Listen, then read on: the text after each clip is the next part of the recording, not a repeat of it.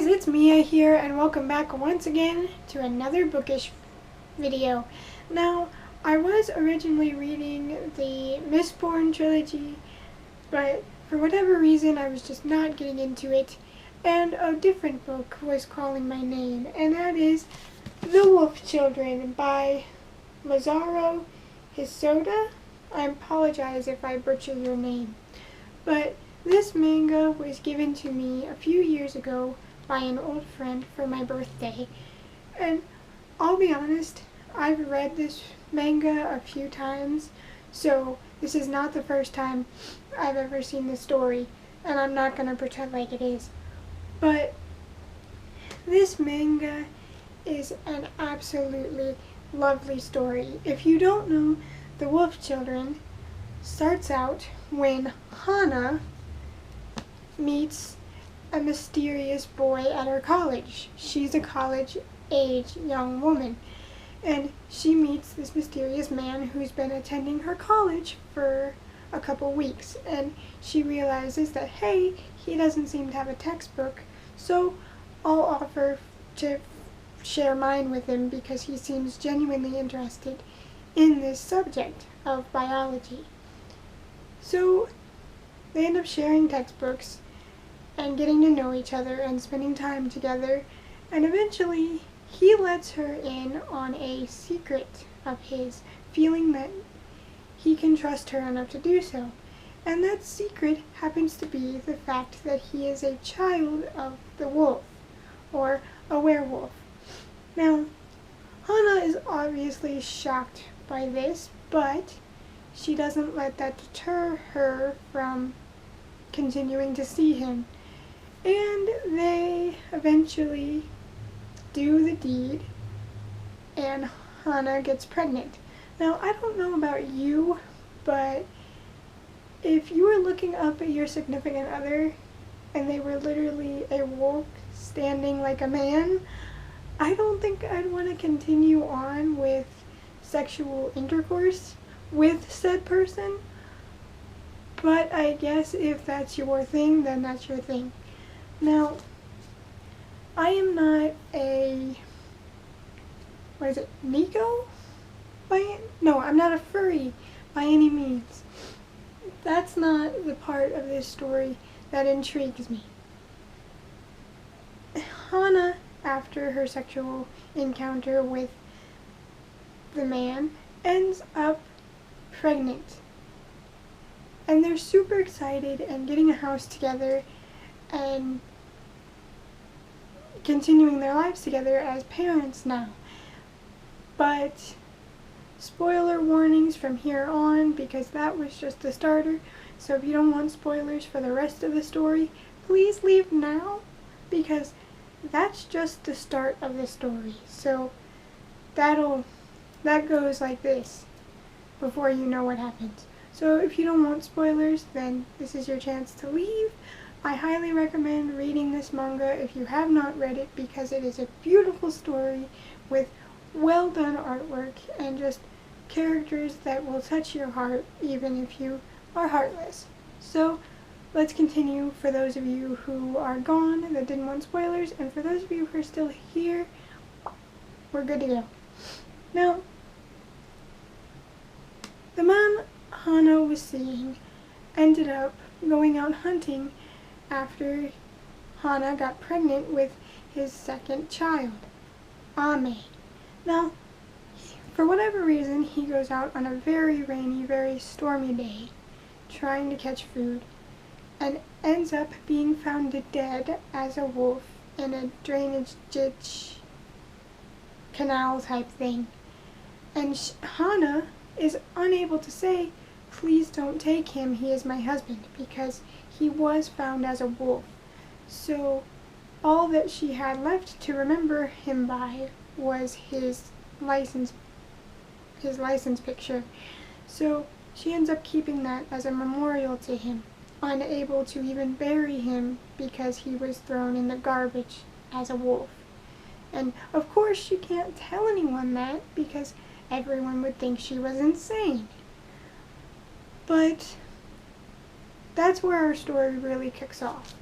Hana then has to figure out how to raise these children on her own. She goes through the dilemma of, how am I going to raise these kids? Like, what if they're hurt and I have to take them to the emergency room? Do I take them to the emergency room?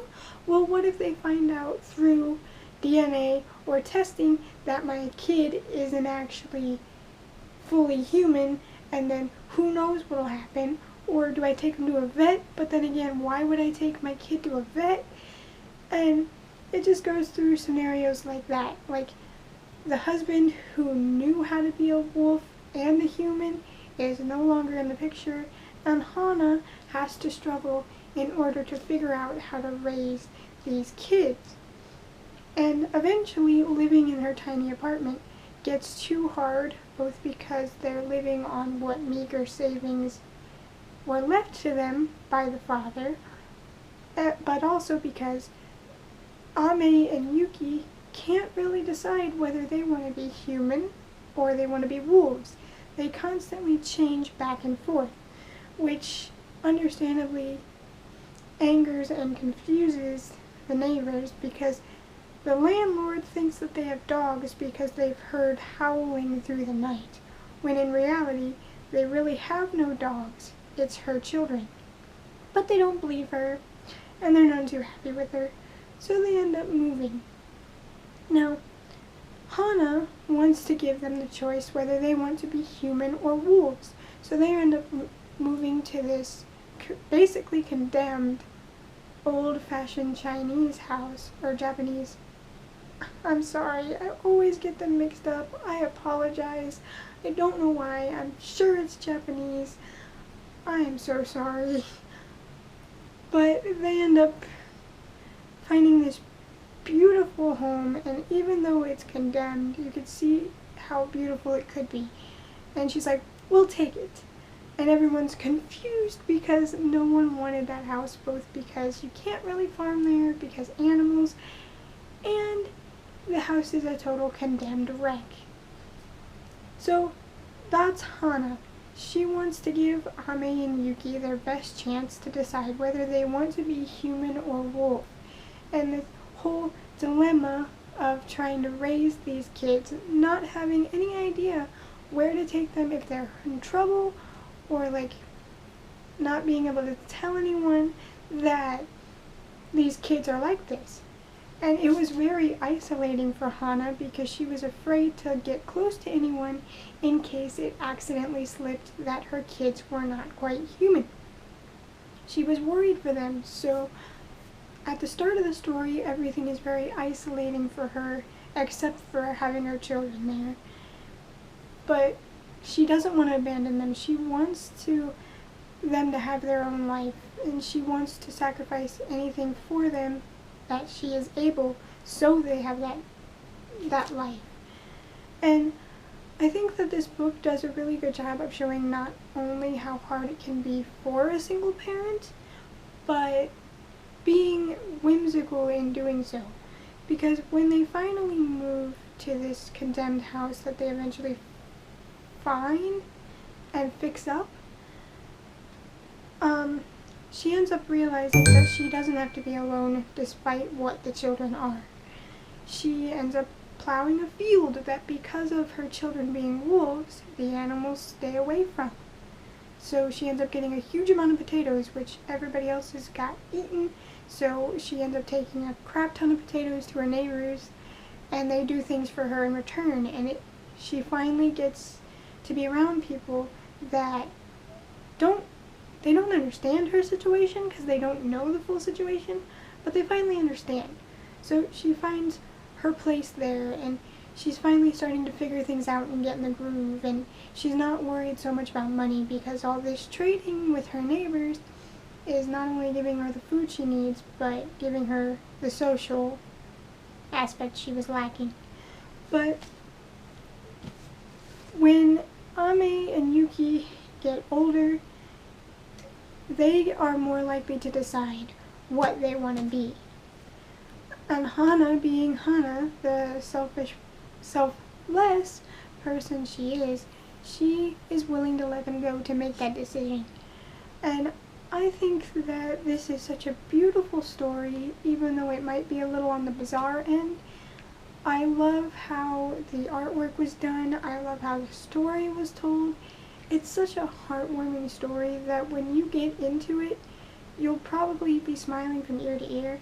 I mean, there are parts of tension where you're like, Ame originally didn't want anything to do with wolves because they're always the bad guy, but Yuki loved being a wolf, but then she starts meeting friends and she's like, all the girls are afraid of me because I'm not girly.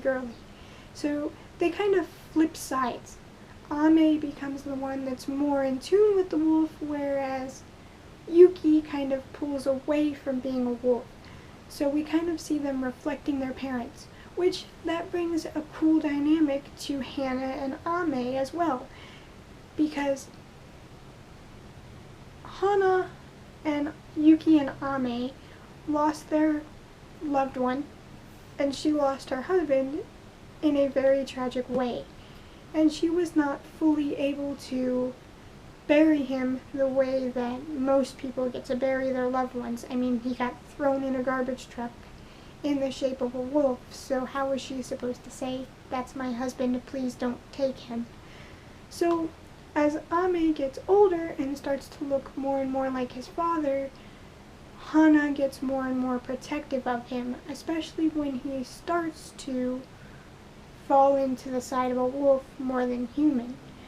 Because in a way, with Ame looking so much like his father, she feels like she has him back. Not in a creepy, like, I want a relationship with my son sort of way. That'd be weird. No. Gross. Ew. It's just that she sees so much of her husband in her son that she doesn't want the same thing to happen to her son that happened to her husband. And she's starting to see that happening, because it was his instinct as a wolf that drove him to his death in the first place. If he wouldn't have went out hunting that night, he would probably still be alive. So in Ame becoming more wolf-like, she feels like that could be it for Ame, like he could end up like his father. So that's a struggle for her. She wants to look out for both of them, but she feels like she's losing her children at such a rapid rate because she wants to make them choose. She doesn't want to force them to be one thing or the other. She moved to where she was to give them the choice to either be a human or be a wolf, or hell, be both. But it's such a touching story of a mother learning to let her children be their own, even though they're technically only in middle school, elementary school through most of the story. So there's that. But it's about loss and letting go and motherhood and empty nest and just watching these kids grow up and come into their own. And she's like, you're right, you guys are adults and I need to treat you like it. Just go out into the world and live well. I've done the best by you that I can, and I will not hold you back from continuing on your own. And it's such a beautiful story. The artwork is amazing. It brings a smile to my face and a tear to my eye almost every single time I've read it. Call me a dork, but I just love this story. It makes me smile, it makes me cry. It's just such a lovely story, and it gets me every time. And that's something to be said by the makers of this story, that even though I've read it like 3 or 4 times now, it has hit me the same way every time. And that just is a testament to the writers, how it can draw emotion out of you 3 or 4 or 5 times down the line of reading it. That's a damn good story. So if you have not read this and you're still here, I highly recommend picking it up. And I'm gonna watch the movie, which, again, I'll be honest, I've watched before. before, but it's been a while, so we'll see how the movie compares to the book. Because I'm pretty sure I watched the movie first originally, and then I found out it had a manga, and I'm like, I want it. So, yeah, like I said, this is a beautiful story that has got me in the heart every single time I've read it, and I'll probably read it again and the same thing will happen. So, what are you guys reading? Let me know down in the comments below. Alright, hope to see you next time. Bye guys!